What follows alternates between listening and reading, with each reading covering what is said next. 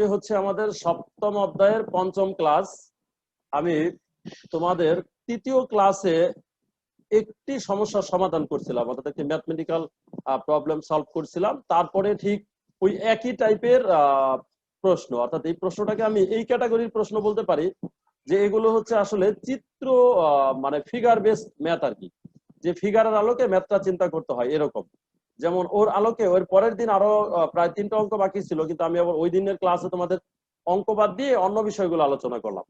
তো আজকের ক্লাসে আবার সে অঙ্ক নিয়ে আসলাম। দেখো আমি এই যে প্রথমে আসলে আমাদের বইয়ের অঙ্ক, তো বইয়ের অঙ্কের মূল যেটা প্রবলেম আমি খেয়াল করলাম যে অঙ্কের কোনো সিরিয়াল নাম্বার দেয়া নাই।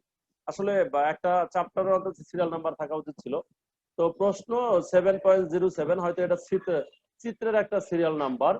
এত চিত্রে আরেকটি তরঙ্গ দেখানো আছে। আরেকটি মানে আমরা একটি মনে করি এখানে, যে এত চিত্রে একটি তরঙ্গ দেখানো আছে, মানে যা বলা আছে আমি সেটা একটু আলোচনা করি। দেখো তারপর কতটা এই চিত্র থেকে কি কি বের করতে বলছে তোমাকে, তরঙ্গের বিস্তার, তার মানে কিন্তু এর মানটা বের করতে বলছে।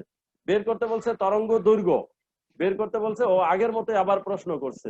তারপরে হচ্ছে দোলনকাল, কম্পাঙ্ক, বেগের কোনটি বের করা সম্ভব সেগুলো বের করে দেখাও। আচ্ছা, আমি দেখতেছি যে এই প্রশ্নটা আর গত ক্লাসের যে প্রশ্নটা ছিল, মানে গত ক্লাসের পূর্বের ক্লাসে সেম, সুতরাং আমার মনে হয় এটা নিয়ে সামান্য একটু কথা বললেই যথেষ্ট হয়ে যাচ্ছে।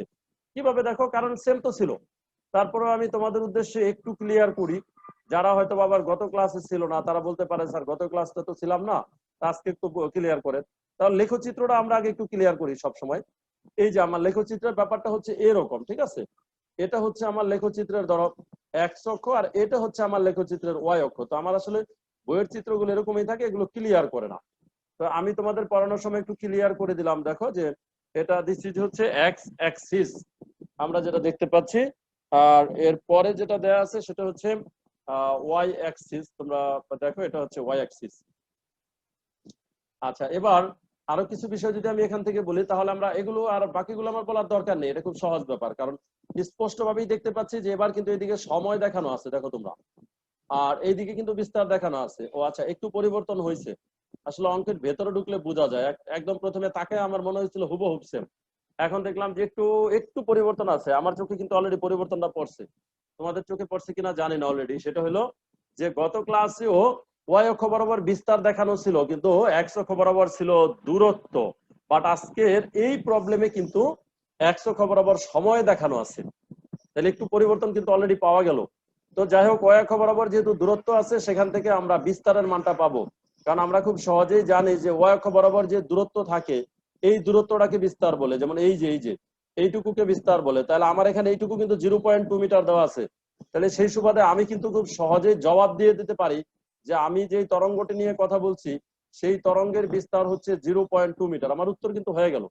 আচ্ছা, এবার পর্যায়কালের ব্যাপারটা সময় থেকে বের করা যাবে, সেটা বোঝার জন্য আমাকে কিন্তু তরঙ্গটা বুঝতে হবে, কতটুকু তরঙ্গ। সেই হিসেবে আমি যদি বলি, দেখো 0 থেকে শুরু করে এখানে যদি একটা বিন্দু দেই আমি বোঝানোর জন্য, তাহলে এটা হয় হাফ তরঙ্গ।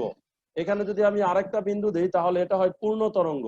তো কেউ কেউ জিজ্ঞেস করতে পারো যে স্যার বিন্দুটা ঠিক কোথায় দেওয়া হয়েছে, ক্লিয়ার হয় নাই। তাদের উদ্দেশ্যে আমি বিন্দুটাকে আইডেন্টিফাই করে দিচ্ছি, এটা বিন্দু, এটা বিন্দু। হ্যাঁ, এইদিকে আরো বিন্দু আছে, ইচ্ছে করলে আমি এগুলো নাম দিতে পারি।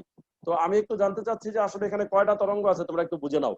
এখানে এই 0 থেকে শুরু করে এই পর্যন্ত অর্ধেক তরঙ্গ, বি পর্যন্ত একটা তরঙ্গ।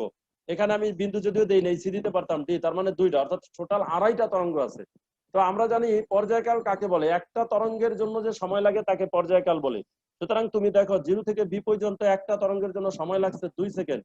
সেই সুবাদে আমাদের এখানে কোনো ব্যাখ্যা ছাড়া উত্তরে সরাসরি লেখা আছে যে পর্যায়কাল হচ্ছে 2 সেকেন্ড। আশা করি প্রত্যেকটা স্টুডেন্ট এটা বুঝতে পারছো যে পর্যায়কালের কাউন্টটা আমি ঠিক কিভাবে তোমাদের দেখিয়ে দিলাম। দেখো, আচ্ছা, এখন যে জিনিসটা বলছে যে এই ছবি থেকে আর কোনো তথ্য বের করা সম্ভব হয় না। আমরা গত ক্লাসের ওই প্রশ্নেও দেখছিলাম যে কিছু বের করা সম্ভব নয়। কারণ হলো আমি তো শুধু পর্যায়কাল বের করছি আর হচ্ছে বিস্তার বের করছি। আমাকে এছাড়া আরো কিছু বিষয় বের করতে বলা হয়েছে। দেখো, বিস্তার বের করছি, আচ্ছা তরঙ্গ দৈর্ঘ্য আমি বের করতে পারছি না। তবে এখানে একটু ত্রুটি আছে, আমি সেটা দেখিয়ে দিচ্ছি। দেখো, এখানে তরঙ্গ দৈর্ঘ্য বের করা সম্ভব না, টোটাল ইম্পসিবল, আমরা ব্যর্থ, কারণ আমাদের এদিকে দূরত্ব দেখানো নাই। আচ্ছা, দোলনকালটা বের করে ফেলছি। আচ্ছা, কম্পাঙ্কের ব্যাপারটা আর হচ্ছে বেগের ব্যাপারটা। দেখো, বেগ যদি বের করতে যাই তাহলে ভি সমান এফ ল্যামডা।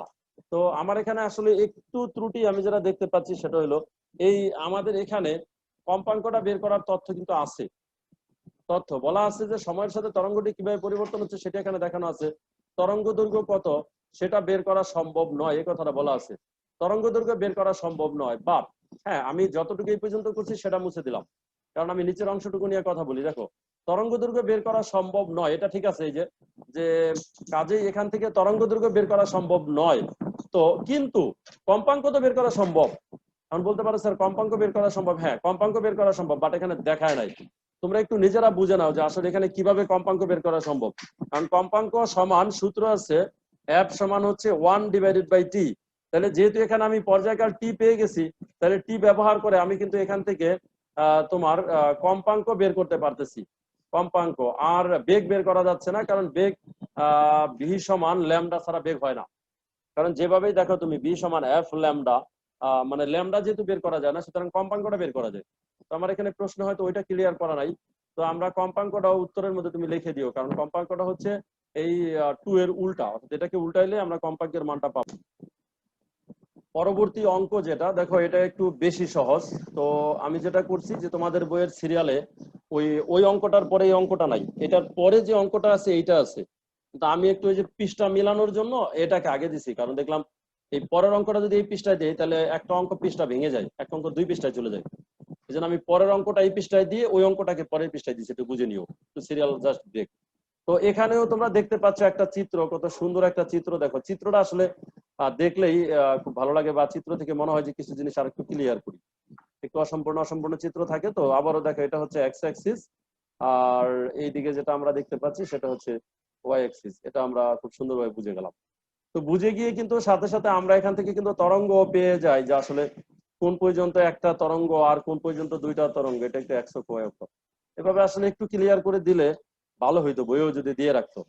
তো এখন দেখো তুমি যদি তরঙ্গের কাউন্টে চলে যাও তাহলে নিচ দিয়ে দূরত্ব দেখাইছে, বাট এই যে এখানে কিন্তু প্রথম কাউন্টের পয়েন্টটা দেয় নাই, তো আমরা এটা দিয়ে নিলাম। এখানে হয়তোবা আমরা একটা পয়েন্ট চিন্তা করলাম প্রথমে, সেটা হচ্ছে 0, এটা হচ্ছে 0। আচ্ছা, তো এটা যদি 0 হয় তাহলে তোমরা দেখো যে 0 থেকেই আমরা শুরু করলাম আর কি।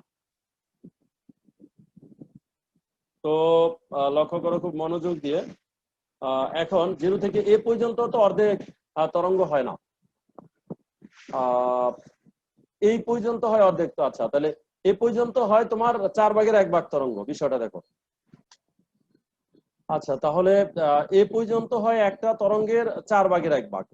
খেয়াল করো, কারণ আমরা জানি আসলে পয়েন্টগুলো উপর দিয়ে দিলে একটু বেশি ভালো হয়, মানে তরঙ্গটা মনে হয় যে যেভাবে দেখানো আছে তাতে আমার মনে হয় যে তোমাদের জন্য বুঝতে একটু সমস্যা হইতেছে। আমার মনে হয় আমি এটাকে আরেকটু সুন্দর করতে পারি, এখানে এ বিন্দু দিতে পারি এবং এখানে বিন্দু দিলে আসলে বেশি ভালো হয়। তো ওখানে আমি এক্স ওয়াই দিয়ে দিই আর কি, এখান দিয়ে একটু এটাকে দিলাম, এই বিন্দুটা এক্স, এটাকে দিলাম আমি ওয়াই, দেখে নাও আমি এটাকে দিলাম জেড। কারণ এখান থেকে দিলে একটু আমাদের পূর্বের আলোচনার মধ্যে ভালো বোঝা যায়। এবার আমি একটু পয়েন্টগুলো আইডেন্টিফাই করে দিই, আমি কোন পয়েন্টটা, এই পয়েন্টটা, এই পয়েন্টটা আর এই পয়েন্টটা, আমি কিন্তু এই পয়েন্টগুলো বোঝাতে চাচ্ছি। তো যাই হোক, আমার এখানে প্রশ্নগুলো নিচ দিকে যদিও দেয়া আছে, কোনো সমস্যা নেই। যে আমরা দশার ব্যাপারটা এখানে ক্লিয়ার করতে চাই, সেটা হলো একটা দশা কতটুক পরে হয়। আমরা জানি যে সমদশা, সমদশা মানে তো ঠিক একটা তরঙ্গ যেখানে শেষ হবে সেখানে হবে একটা সমদশা। তাহলে একটা সমদশার জন্য ঠিক কতটুকু স্পট অতিক্রম করতে হবে, স্পেস অতিক্রম করতে হবে, সেটা আমরা জানি। যেমন 0 থেকে শুরু করে ওয়াই পর্যন্ত কিন্তু সমদশা হবে। কারণ আমি যদি নিচ দিয়ে চিন্তা করি, আমি যদি বলি যে এ বিন্দু থেকে কত দূর পর্যন্ত সমদশা হবে, সেই ব্যাখ্যাটাও কিন্তু আমরা আগে করছি। যেহেতু এ বিন্দুটা তোমার 0 থেকে কিছুটা সামনে আছে, যেহেতু এই বিন্দুটা 0 থেকে একটু সামনে আছে, সুতরাং সে সুবাদে আমাদের এখানে এই সামনে থেকে এ থেকে শুরু করলে আমাদের আবার এটা হবে 0 থেকে যেহেতু ওয়াই পর্যন্ত, সুতরাং সি পর্যন্ত একটা পূর্ণ তরঙ্গ হয়ে যায়। কিন্তু এই এ বিন্দু, তার মানে এই পয়েন্ট থেকে সি পর্যন্ত কিন্তু আবার একটা তরঙ্গ হয়, সুতরাং এ আর সি কিন্তু সমদশা। তো আমার এখানে প্রশ্নে যেটা জানতে চাওয়া হয়েছে, তোমরা একটু দেখো যে চিত্রে একটি তরঙ্গ দেখানো আছে কোন কোন অবস্থানের দশা 1, তার মানে সমদশা কোন কোন গুলো সেগুলোর দশা এখানে দেখাতে বলছে। তো উত্তরে আছে এ এবং সি তে দশা 1। তো আমার মনে হয় তোমরা বুঝে গেছো যে কিভাবে এ এবং সি বিন্দুর দশা 1। তারপরে বলা আছে এ এবং বি তে তরঙ্গের মান সমান হলো দশা বিপরীত। আচ্ছা, এই যে এ এবং বি অবশ্যই বিপরীত দশা, আমরা দেখতে পাচ্ছি যে তরঙ্গের মান সমান হলো, মানে যাই হোক আর কি, তরঙ্গের কথা বলছে যে, তো এ বিন্দুটা হচ্ছে যে সর্বোচ্চ বিন্দু আর বি বিন্দু হচ্ছে সর্বনিম্ন বিন্দু। তার মানে বিষয়টা একটা কিন্তু তরঙ্গ শীর্ষ আর একটা তরঙ্গ পাদ। তো একটা শীর্ষ থেকে একটা পাদ পর্যন্ত তার একটা তরঙ্গ হয় না, অর্ধেক তরঙ্গ। আর অর্ধেক তরঙ্গের পরে কিন্তু বিপরীত দশা হয়। এবার আসি আমরা ডি এবং ইতে মান সমান হলো 10.1 তো এই যে ডি এবং ই বিন্দুতেও 10.1 যাক আমার আসলে যেভাবে প্রশ্ন করছে তাতে কোন কোন বিন্দুগুলো সমদশা বইয়ের উত্তরের সাথে তো আমি উত্তর দিছি, তাতে এ বিন্দু সি বিন্দু সমদশা, এমনি ভাবে আমি কিন্তু বি বিন্দুর সাথে ডি বিন্দু কিন্তু সমদশা হয় না, কারণ ডি বিন্দু আরেকটু সামনে চলে গেছে এই জন্য। তো যাক আমাদের শুধুমাত্র ওই দুইটা বিন্দু এই সমদশা হয়, আমরা আমাদের আলোচনা থেকে যেটা দেখতে পাচ্ছি। তো এরপরে দেখো আমরা পরের অবস্থানে চলে যাই। তো তাহলে এই প্রশ্নটার মূল যেটা ছিল সেটা হচ্ছে সমদশার বিন্দু খুঁজে বের করা, আর কিছু না, যে কোন কোন বিন্দুগুলো আসলে সমদশা। তো সমদশার বিন্দু আসলে কিভাবে খুঁজে বের করে সেটা হয়তো আমরা আগেই জেনে গেছি। আচ্ছা, এর পরের অঙ্কটা দেখো, এটা একটু বড় আকারে যদিও আছে, বাট এটা চিত্র আছে। আচ্ছা, চিত্রে একটি নির্দিষ্ট সময়ের বিভিন্ন সময়ে তরঙ্গের অবস্থান দেখানো আছে। এখান থেকে বিস্তার বের করতে বলছে, তরঙ্গ দৈর্ঘ্য বের করতে বলছে, দোলনকাল, কম্পাঙ্ক, বেগ, এগুলো সব বের করতে বলছে। তাহলে প্রশ্নে সবকিছু বের করতে বলছে। তো আমার যেহেতু মূল টার্গেট হচ্ছে চিত্র, সুতরাং আমি আগে চিত্রটা ব্যাখ্যা করি। তো এই জায়গায় চিত্রটা ব্যাখ্যা করার জন্য আমি খুব একটা চিত্র আঁকতে যাব না, তোমাদের শুধু বুঝিয়ে যাব। তোমরা দেখো যে দুইটা চিত্র কিন্তু পাশাপাশি দেখানো আছে। আসলে একই সাথে অবস্থান এবং সময়ের সাপেক্ষে একটি তরঙ্গ, আসলে একটি তরঙ্গ মানে কি, তরঙ্গ কিন্তু একটাই। কনসেপ্টটা সবাই ক্লিয়ার হও। তোমার মনে হইতেছে স্যার এখানে তো দুইটা তরঙ্গ, একটা তরঙ্গ না, একটাই তরঙ্গ। একই সাথে অবস্থান এবং সময়ের সাপেক্ষে একটি তরঙ্গ। একটা হলো অবস্থানের সাপেক্ষে তরঙ্গ, আর একটা সময়ের সাপেক্ষে তরঙ্গ। মানে বিস্তার কিন্তু সমান আছে, এই যে মাঝখানে 0 এই যে 0.1, এই যে 0.1, বিস্তার কিন্তু সমান। তার মানে এই জায়গায় শুধুমাত্র দূরত্বটা দেখানো আছে, আর এই জায়গায় সময়টা দেখানো আছে। দূরত্ব দেখানোর জন্য একটা অবস্থান আর হলো তোমার সময় দেখানোর জন্য আরেকটা, এরকম ব্যাপার। তো প্রথম চিত্র থেকে কি দেখতে পাচ্ছি দেখো, আমরা বিস্তার পেয়ে গেলাম, আর সাথে সাথে এই দিক থেকে আমরা দূরত্ব পেয়ে গেলাম। তো দূরত্ব আমি যদি 0 থেকে শুরু করি, তাহলে এই পর্যন্ত অর্ধেক তরঙ্গ হয়, এই যে পূর্ণ তরঙ্গ। তার মানে আমি কিন্তু এখান থেকে বলতে পারি যে তরঙ্গ দৈর্ঘ্য 1 মিটার। দেখো বোঝো কিনা, এই প্রথম চিত্র থেকে আমি বলতে পারি তরঙ্গ দৈর্ঘ্য 1 মিটার। চিত্র আঁকতে আর গেলাম না, এর কারণ হলো অলরেডি এই বিষয়গুলো আমি ভেঙে তোমাদের ক্লিয়ার করছি, যে তাহলে এইটার তরঙ্গ দৈর্ঘ্য হচ্ছে 1 মিটার। তাহলে এখান থেকে কিন্তু বিস্তার পেয়ে গেলাম, আর তরঙ্গ দৈর্ঘ্য পেয়ে গেলাম 1 মিটার। আচ্ছা, এবার দ্বিতীয় চিত্রে চলে আসি। বিস্তার তো একই পেয়ে গেলাম, সাথে সাথে দ্বিতীয় চিত্র থেকে কিন্তু আমি পর্যায়কাল পেয়ে গেলাম। এই যে এই পর্যন্ত অর্ধেক তরঙ্গ, এই পর্যন্ত পূর্ণ তরঙ্গ, তার মানে সময় 0.2 সেকেন্ড। তাহলে এখান থেকে কিন্তু আমি পর্যায়কালও পেয়ে গেলাম। তাহলে চিত্রের বিষয়গুলো কিন্তু ক্লিয়ার আমি করে ফেললাম তোমাদের।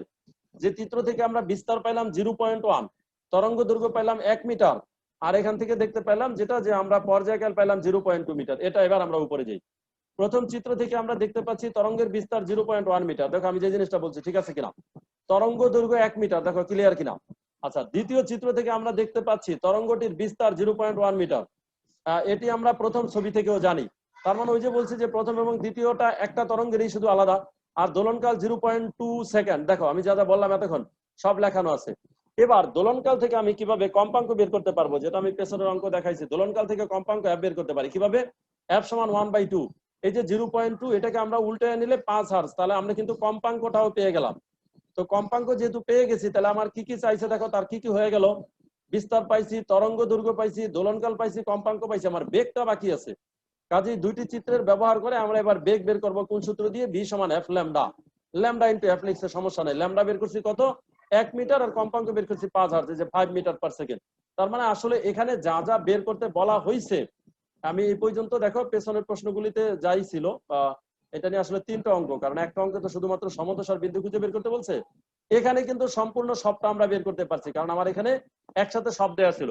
সুতরাং এখান থেকে আমি বিস্তার, তরঙ্গ দৈর্ঘ্য, দোলনকাল এবং বেগ সম্পূর্ণ বিষয়গুলো আমরা এই চিত্র থেকে বের করতে পারছি। শব্দ তরঙ্গ। আচ্ছা, শিরোনাম দেখে বুঝতে পারতেছো যে এখানে আরো কিছু বিষয় আছে। প্রতিধ্বনি, শব্দের বেগের পার্থক্য, শব্দের ব্যবহার, সুরযুক্ত শব্দ, শব্দের দূষণ, আসলে সবটাই হবে পুরো বিষয়টা আলোচনা করলে। আজকে তো আর আমার পুরো বিষয়টা আলোচনা হবে না, তার কিছুটা অংশ আলোচনা হবে। হয়তো বা বাকি অংশটা আবার পরের ক্লাসে, তারপরে ক্লাসে সিরিয়ালে, অর্থাৎ পরপর এগুলো আলোচনা হবে। তো আমি প্রথমে জানতে চাচ্ছি যে সুরযুক্ত শব্দ কাকে বলে। দেখো একটা ডেফিনেশন, সুরযুক্ত শব্দ। আচ্ছা, কারণ সুরযুক্ত শব্দ কাকে বলে এটা বলতে গেলে আমার কিছু গল্প বলতে হয়। এরকম যে আমরা তো অনেকেই শব্দ করি, হ্যাঁ, যেমন আমরা বলি যে সবচেয়ে সুমধুর শব্দ হচ্ছে তোমার ধর্মীয় উপাসনালয় আর কি, মসজিদ, মন্দির বা এই সমস্ত জায়গায়, বা বিশেষ করে জায়গাকে মসজিদে যেটা বলা হয় যে মানে যে ধ্বনিটা হয় সেখানে কোনো ওই যে ওরকম কোনো থাকে না, নয়েজটা থাকে না। আবার যদি অন্য সেন্সে আমরা বলি, যেমন বাজারের শব্দটাকে বলা হয় যে এটা হলো সবচেয়ে অপসুর বেশি। আর ওখানে কেউ কারো দিকে কোনো খেয়াল থাকে না, কে কথা বলতেছে, কোনো রুলস নাই, রেজুলেশন নাই, বিশেষ করে মাছ বাজারে। তাহলে ওখানে কিন্তু একটা অপসুর সৃষ্টি হচ্ছে। তাহলে শব্দ করলাম, সেই শব্দকে কিন্তু এই ক্যাটাগরিতে দুই ভাগে ভাগ করা যায়। একটা হচ্ছে সুরযুক্ত শব্দ, আরেকটা হচ্ছে অপসুর। তো এখন সুরযুক্ত শব্দ আর অপসুরের সংজ্ঞাটা তাহলে দরকার। এমনিতে যদি বলি যে সুরযুক্ত শব্দ কাকে বলে, তাহলে কি সুরযুক্ত শব্দ কিন্তু অবশ্যই একটা সিস্টেম ফলো করে। কিরকম সিস্টেম ফলো করে? যেমন একটা নির্দিষ্ট রেঞ্জে বা একটা নির্দিষ্ট সময় পরে সুরযুক্ত শব্দ কিন্তু রিপিট হয়, একটা কথা রিপিট হয় সুন্দরভাবে। যখন এই যে আমি তোমাদের এখন বলতেছি, একটা সুন্দর সিস্টেমে একটা একটা করে কথা গুছিয়ে বলতেছি এরকম। তার মানে হলো শব্দ উৎসের নিয়মিত এবং পর্যায়বৃত্ত কম্পনের ফলে যে শব্দ উৎপন্ন হয় আমাদের কানে শ্রুতি মধুর লাগে। নিয়মিত এবং পর্যায়বৃত্ত, নিয়মিত মানে হচ্ছে আমি একটা রুলস ফলো করতেছি কথা বলার ক্ষেত্রে। এই যে কিছুক্ষণ বললাম, দেখে এরপর আমি একটু গ্যাপ নিলাম, আবার হ্যাঁ, আবার সাউন্ডটা হঠাৎ করে আমার বাড়তেছে, আবার একটু কমতেছে। তার মানে আমি উৎস, এখন আমি কিন্তু নিজে উৎস। তার মানে আমি কিন্তু একটা সিস্টেম ফলো করতেছি। এবং পর্যায়বৃত্ত কম্পন, অথবা আমি একটা নির্দিষ্ট সময় পর্যন্ত কথাটা বলে এই যে দেখো গ্যাপ নিলাম, এই যে মাঝে একটু গ্যাপ নিলাম, এতে কি হলো? তোমরা আবার আগের কথাটা ক্লিয়ার শুনলাম। মানে আমি যদি অনবরত কোনো একদম দাড়ি কমা ছাড়া, স্টপ ছাড়া যদি একদম অলওয়েজ বলতে থাকি, তাহলে সেটা কিন্তু আর তোমার নিয়মিত এবং পর্যাবৃত্ত হবে না। আর সেটা ওই যে শুনতেও তখন শ্রুতি মধুর লাগবে না। তাহলে যেটা শ্রুতি মধুর লাগে সেটা হচ্ছে সুরযুক্ত শব্দ। আর অপসুর তাহলে কোনটা হবে? অপসুর হবে যেটা তাহলে শ্রুতি মধুর লাগে না, যেটা শুনতে শ্রুতি কটু লাগে, সেটা হবে অপসুর। এই হচ্ছে কথা। তো এখন এখানে আবার ক্ষেত্র বিশেষ, ম্যান টু ম্যান কিন্তু আবার ভেরি করে সুরযুক্ত শব্দ আর অপসুর। মানে একই শব্দ কারো কাছে সুরযুক্ত মনে হয়, আবার ওই শব্দটাই কারো কাছে কিন্তু অপসুর মনে হয়। এটা কিন্তু পার্সন টু পার্সন ভেরি করে। এখানে একটা উদাহরণ এরকম দিতে পারি, যেমন উচ্চাঙ্গ সঙ্গীতের কথা চিন্তা করো। তোমরা উচ্চাঙ্গ সঙ্গীতের কথা জানো। উচ্চাঙ্গ সঙ্গীত কিন্তু অনেকে খুব মনোযোগ দিয়ে শোনে, খুব ভালো লাগে। আবার কেউ কেউ কিন্তু উচ্চাঙ্গ সঙ্গীতে খুব বিরক্ত হয়। তো যার কাছে আসলে ভালো লাগে সে হয়তো বা সেটার মর্মটা বোঝে, তার কাছে সেটা কিন্তু সুরযুক্ত শব্দ হয়ে গেছে। আর অপসুর কার কাছে সেটা ভালোভাবেই জানো, যে ওটা সহ্য করতে পারে না, তার কাছে অপসুর। তো একটা সুরযুক্ত শব্দের তিনটা বৈশিষ্ট্য থাকবে। মানে তিনটা বৈশিষ্ট্যের দিকে খেয়াল করে আমরা সুরযুক্ত শব্দকে সুরযুক্ত বলবো। সেই বৈশিষ্ট্যগুলোর দিকে খেয়াল রাখতে হবে। তার মধ্যে একটা হচ্ছে শব্দের তীব্রতা বা প্রাবল্য। মানে তীব্রতা এবং প্রাবল্য হচ্ছে একটা একটা প্রতিশব্দ। তো তীব্রতা বা প্রাবল্য ডেফিনেশনটা এখানে ম্যাথমেটিক্যালি আছে, আমি ম্যাথমেটিক্যালি বলতে পারি, আবার এমনিও বলতে পারি। আসলে তিনটা বা সুরযুক্ত শব্দের তিনটা বৈশিষ্ট্য আছে। একটা হচ্ছে তীব্রতা, একটা তীক্ষ্ণতা, আর একটা গুণ বা জাতি। এই তিনটা বৈশিষ্ট্য আছে। তো আমি এগুলো নিয়ে একটু ব্যাখ্যা করছি। শব্দের তীব্রতা কাকে বলে? দেখো, অল্প কথায় যদি বলি সংজ্ঞা, তাহলে এরকম হয় যে একটা শব্দ কত বেশি জোরে হচ্ছে, একটা শব্দ কত বেশি জোরে হচ্ছে তাকে বলে তার তীব্রতা। এটা হলো অল্প কথায় শেষ। কত বেশি জোরে হচ্ছে তাকে তার তীব্রতা বলে। কিন্তু যেমন অনেক জোরে একজনে চিৎকার দিল, সেটা তীব্রতা। সোজা কথা হলো, যেমন সাউন্ড সিস্টেম আছে, তুমি যেমন বিবাহের অনুষ্ঠানে বা কোনো জায়গায় বাসা বাড়িতে যে গান টান বাজানো হয়, ডিজে সং টং, মানে স্পিকার দিয়ে, এগুলো হলো, এই শব্দের হলো তীব্রতা বেশি, প্রাবল্য বেশি। তো আরেকটু বলতে পারি, শব্দ বিস্তারের অভিমুখে লম্বভাবে প্রতি একক ক্ষেত্রফলে যে পরিমাণ শক্তি প্রবাহিত হয় তাকে তীব্রতা বা প্রাবল্য বলে। এটা গাণিতিক সংজ্ঞা। গাণিতিক সংজ্ঞা এই জন্য যে তীব্রতাকে যখন আমরা গাণিতিকভাবে প্রকাশ করব, তখন এই সংজ্ঞাটা মনে রাখতে হবে যে একক ক্ষেত্রফলের মধ্য দিয়ে প্রতি সেকেন্ডে যে পরিমাণ শব্দ শক্তি প্রবাহিত হয়, মানে আমি যে শব্দ করতেছি সেই শব্দের একটা শক্তি, সেটা একক সময় একক ক্ষেত্রফলের মধ্য দিয়ে যে শক্তি প্রবাহিত হবে তাকে তীব্রতা বলা হবে। তাকে তীব্রতা বলা হবে একক সময়, মানে স্বল্প সময়ের মধ্যে একক ক্ষেত্রফলের মধ্যে যে পরিমাণ শক্তি প্রবাহিত হয় তাকে শব্দের তীব্রতা বলে। যদি ওই নির্দিষ্ট পরিমাণটা ঠিক করে না রাখি আমরা, যে কতটুকু পরিমাণের ভিতরে, তাহলে তো এটার ব্যালেন্সটা বা এটার তীব্রতাটা বুঝতে পারবো না, যে আসলে এটা কত বেশি তীব্র হয়। এই জন্য ডেফিনেশনটা হচ্ছে একক ক্ষেত্রফলের মধ্য দিয়ে একক সময় যে পরিমাণ শক্তি প্রবাহিত হয় তাকে তীব্রতা বলে। তো তীক্ষ্ণতাটা হচ্ছে আবার বিপরীত। কত জোরে হচ্ছে সেটা যেমন তীব্রতা, তীক্ষ্ণতা হচ্ছে শব্দটা কত বেশি আরেকজনের কানের মধ্যে ঢুকে যাচ্ছে, সেটা হচ্ছে তীক্ষ্ণতা। হ্যাঁ, আসলে তীক্ষ্ণতা হচ্ছে এরকম যে সুরযুক্ত শব্দের যে বৈশিষ্ট্য দিয়ে একই প্রাবল্যের খাদের সুর এবং চড়া সুরের মধ্যে পার্থক্য বোঝা যায়। খাদের সুর, চড়া সুর বলতে শব্দটা উঁচু এবং নিচু। আসলে এই ব্যাপারটা হলো যে হঠাৎ করে সাউন্ড উঠে আবার নামে, এরকম আর কি। চড়া এবং বলে আর কি, খাদ বলে, যারা ওই যে সারেগামা বা ইত্যাদি ইত্যাদি গান যারা প্র্যাকটিস করে, তাদের হয়তো এই বিষয়টা সম্পর্কে আরেকটু ভালো নলেজ থাকবে। তীক্ষ্ণতার ব্যাপারটা আবার ফ্রিকোয়েন্সির সাথে জড়িত, যে যার কথার ফ্রিকোয়েন্সি যত বেশি তার তীক্ষ্ণতা তত বেশি। যেমন মেয়েদের এবং বাচ্চাদের কথার তীক্ষ্ণতা বা ফ্রিকোয়েন্সি বেশি, কারণ এরা কিন্তু কথা বললে সেটা আরেকজনের কানের ভিতরে একদম ঢুকে যায়, প্রবেশ করে বেশি। আবার পুরুষদের কণ্ঠের কিন্তু তীব্রতা বেশি, তীক্ষ্ণতা কিন্তু কম, অর্থাৎ ফ্রিকোয়েন্সিটা হচ্ছে কম। কারণ তীব্রতা বললে সহজ অর্থে আমি তোমাকে উদাহরণ দিতে পারি, যেমন ডিজে সং বললাম, এটার তীব্রতা বেশি, তীক্ষ্ণতা বেশি এরকম শব্দ হচ্ছে যেমন বাঁশির সুর, যেমন মনে করো লঞ্চের হুইসেল অথবা বাঁশের বা বাস যে চলতেছে এটা যে সাউন্ড করে যখন সামনে, এগুলো কিন্তু তীব্রতা কম, তীক্ষ্ণতা কিন্তু বেশি, খুব জোরে দিচ্ছে না কিন্তু এত জোরে চলে যায়, দূরে চলে যায়। যেমন ভোর রাতে যে তোমার রমজান মাসে ভোর রাতে ডাকার জন্য এরকম অনেক সময় শব্দ করে, যেটা একদম কানের মধ্যে এমন ভাবে প্রবেশ করে যে একদম ঘুমটা শেষ হয়ে যায়, ওটা হচ্ছে অর্থাৎ ওই জিনিসটা হচ্ছে তীক্ষ্ণতা। তাহলে তীক্ষ্ণ শব্দ মানে হলে সেটা বেশি যাবে। আর লাস্ট যে ডেফিনেশনটা, এটা হলো তীব্রতা এবং তীক্ষ্ণতার মধ্যে পার্থক্য বোঝার জন্য যে ধর্মটা, যে ধর্মের সাহায্যে আমরা তীব্রতা এবং তীক্ষ্ণতা এই দুটা বিষয়ের মধ্যে পার্থক্য বুঝতে পারবো, তাকে বলা হয় গুণ বা জাতি। তাহলে এই তিনটা হচ্ছে সুরযুক্ত শব্দের আমার বৈশিষ্ট্য: তীব্রতা, তীক্ষ্ণতা, গুণ বা জাতি। আচ্ছা, শ্রাব্যতার পাল্লা নিয়ে গত ক্লাসে একটু বলা লাগছিল, আজকে আবার একটু বলি। সেটা হচ্ছে যে আমরা মানুষ কিন্তু সব শব্দ শুনতে পাই না, আমাদের শোনার ক্ষেত্রে একটা সীমাবদ্ধতা আছে। যেমন আমাদের দেখার ক্ষেত্রে সীমাবদ্ধতা আছে। যাক, দেখার সীমাবদ্ধতার বোধহয় আমরা অষ্টম অধ্যায় গেলে জানবো, এখনো জানি না। যে আমরা কিন্তু সব আলো দেখি না, আমরা শুধু দৃশ্যমান আলোটা দেখি, কারণ আমাদের চোখে দেখার ক্ষেত্রে একটা রেঞ্জ আছে। ঠিক তেমনি ভাবে আমাদের শ্রবণের ক্ষেত্রে একটা রেঞ্জ আছে, সেটা হচ্ছে 20 হার্জ থেকে 20,000 হার্জের মধ্যে। এর চেয়ে বেশি আমরা শুনি না, কম হইলেও কিন্তু আমরা শুনি না। যেমন কিছু জীবজন্তুর শ্রাব্যতার সীমা অতিক্রম করে, মানে শব্দ করে 20 হার্জের চেয়ে কম, যেমন হাতি, আবার 20,000 হার্জের চেয়ে বেশি করে, যেমন কুকুর, মাকড়সা, এগুলো। তো তাদের কথা এই জন্য আমরা শুনতে পারি না। তো এরকম একটা বিষয় আর কি, যে তাহলে শ্রাব্যতার সীমা মানে 20 হার্জ থেকে 20,000 হার্জের মধ্যে থাকতে হবে। এটাই শুধুমাত্র মানুষ বুঝতে পারবে, এর বাইরের গুলো মানুষ বুঝতে পারবে না। হয়তো অন্যান্য জীবজন্তু বা প্রাণী এরা বুঝতে পারবে, কিন্তু মানুষ বুঝতে পারবে না। তাহলে শ্রাব্যতার সীমাকে দুই ভাগে ভাগ করা যায়, একটা শব্দেতর, আরেকটা হচ্ছে শব্দোত্তর। শব্দেতর মানে নিচে, অর্থাৎ 20 হার্জের চেয়ে নিচে। আর শব্দ উত্তর মানে পরে, 20,000-এর পরে। তাহলে 20 থেকে 20,000 হার্জ পর্যন্ত যেহেতু আমি একটা সীমানা দিলাম, এটাকে যেহেতু শ্রাব্যতার সীমা বললাম, তাহলে এই সীমানার বাইরে যেহেতু আমরা শুনি না, তার নাম দেওয়া লাগবে না। এই জন্য 20 হার্জের চেয়ে কম হইলে তাকে বলবো শব্দেতর, আর 20,000-এর চাইতে বেশি হলে তাকে বলবো শব্দোত্তর তরঙ্গ। এই যে যার কম্পাঙ্ক 20-এর চেয়ে কম তাকে শব্দোত্তর, 20,000-এর চেয়ে বেশি হলে তাকে বলে শব্দোত্তর। এবার প্রতিধ্বনি। প্রতিধ্বনি মানে প্রতি শব্দটা তো বুঝি, যেমন ধ্বনি থেকে প্রতিধ্বনির সৃষ্টি হয়। হ্যাঁ, আমরা যদি খোলা মাঠে জোরে চিৎকার করি, তাহলে দেখবো যে আমরা যে শব্দটা করছি সেই শব্দটা অনেক দূরে ওয়ালে গিয়ে বাধাপ্রাপ্ত হয়ে আবার পুনরায় ফিরে আসে, পুনরাবৃত্তি ঘটে। তখন ওই প্রতিফলিত শব্দ যেটা ফিরে আসে তাকে আমরা প্রতিধ্বনি বলি।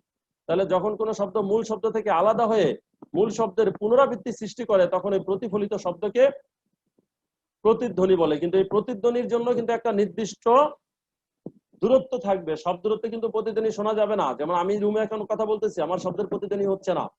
এই নিয়ে ব্যাখ্যা করব পরে, যখন প্রতিধ্বনি সম্পর্কে আমরা ম্যাথমেটিক্সে যাব, তখন যে সব শব্দের প্রতিধ্বনি কেন হয় না, শুধু খোলা মাঠে শব্দের কেন প্রতিধ্বনি হয়। তাহলে প্রতিধ্বনি মানে বাধা পেয়ে পুনরায় ফিরে আসা। আচ্ছা, পর্যায়বৃত্ত বা সন্ধিত গতি কাকে বলে? কোন গতিশীল বস্তুকণার গতি যদি এমন হয় যে গতিপথের একটি নির্দিষ্ট বিন্দুকে নির্দিষ্ট সময় পর পর একই দিক থেকে অতিক্রম করে, গতিকে পর্যায়বৃত্ত। এটা আসলে পুরনো সংজ্ঞা, নতুন কিছু না। এই সম্বন্ধে আমরা দ্বিতীয় অধ্যায়ে আলোচনা করছি, আবার এখানে আমরা এই বিষয়ে আলোচনা করলাম। তারপরে হচ্ছে স্বরতন্ত্রী। আচ্ছা, একটা গ্যাপ হবে না এখানে। স্বরতন্ত্রী কাকে বলে? মানুষের গলায় স্বর যন্ত্রের দুটো পর্দা আছে, এদেরকে বলা হয় স্বরতন্ত্রী। ভোকাল কর্ড যেখানে, সেখানে দুটো পর্দা আছে, তাকে স্বরতন্ত্রী বলে। গলার স্বরযন্ত্রের দুটো পর্দা থাকে, এই দুটো পর্দাকে বলা হয় স্বরতন্ত্রী। শব্দ দূষণ তো যাই হোক, ওই যে অপসুর যেটা, সেটাই আসলে শব্দ দূষণের মধ্যে পড়ে। উপরে যে শব্দটা বলছিলাম অপসুর, সেটাই কিন্তু তোমার ওই ইয়ের মধ্যে পড়ে, শব্দ দূষণের মধ্যে। যে বিভিন্ন উৎস থেকে সৃষ্ট শব্দের, বিভিন্ন উৎস থেকে সৃষ্ট শব্দ যেগুলো জোরালো অপ্রয়োজনীয় শব্দ, মানুষের সহনশীলতার মাত্রা ছাড়িয়ে বিরক্তি ঘটায়, স্বাস্থ্যের ক্ষতি সাধন করে, তাকে শব্দ দূষণ বলে। অর্থাৎ যেটা আমাদের রেঞ্জের বাইরে। এই সম্বন্ধে তোমাদের বই একটা ছক আছে, তোমরা দেখবা যে আমাদের কিন্তু শব্দ সহ্য করার একটা নির্দিষ্ট ডেসিবেল হিসাব করে, যে আমাদের কোন জায়গায়, যেমন ফিস ফিস করে কথা বলে কত ডেসিবেলে বলা উচিত, কোন জায়গায় কত, আমাদের মানুষের সহনশীল ডেসিবেল কত, আমরা কত ডেসিবেল পর্যন্ত শব্দ সহ্য করতে পারবো। এর চাইতে বেশি ডেসিবেলের সাউন্ড যদি করা হয়, তাহলে কিন্তু আমাদের ক্ষতি হবে। এটার প্র্যাকটিক্যাল এক্সপিরিয়েন্স দেখতে পাবো, আমার আছে। যেমন আমরা যখন ফায়ার করছি আমি, তখন কিন্তু ওই যে তোমার কানের ভিতরে একটা তোমার লাগানো হয়, কানে একটা প্রোটেকশন দেওয়া হয় আর কি, যেন নিজের ফায়ারের শব্দটা নিজের কানের ভিতরে প্রবেশ না করে। এরপর আমি নিজে তোমার গোপালগঞ্জে একটা ফার্নেস তেল চালিত পাওয়ার প্ল্যান্টে গেছিলাম, বিদ্যুৎ কেন্দ্রে। পাওয়ার প্ল্যান্ট বা বিদ্যুৎ কেন্দ্রে কিন্তু এত বড় বড় টাইপের ইঞ্জিন আছে, যেগুলো প্রচুর পরিমাণে শব্দ হয়। ওই সমস্ত শব্দের পাশে যারা থাকে, তারা কিন্তু ওই যে খিটখিটে মেজাজের হয়ে যায়, বা তাদের কিন্তু শারীরিক সমস্যা হয়। তাই ওই সমস্ত জায়গায় যখন ঊর্ধ্বতন কর্তৃপক্ষ যায়, তারা কিন্তু এমনি এমনি যায় না, তারা কানের ভিতরে এরকম প্রোটেকশন দিয়ে যেতে হয়, কারণ ওই জায়গায় যে শব্দটা হয় সেটা মানুষের সহনশীলতার বাহিরে। পারমাণবিক বিস্ফোরণে কোন ধরনের কম্পন সৃষ্টি হয়? পারমাণবিক বিস্ফোরণে শব্দতর কম্পনের সৃষ্টি হয়। এজন্য পারমাণবিক বিস্ফোরণে সেই শব্দটা কিন্তু শোনা যায় না, মানুষ বুঝতে পারে না, এটা হচ্ছে শব্দতর তরঙ্গ।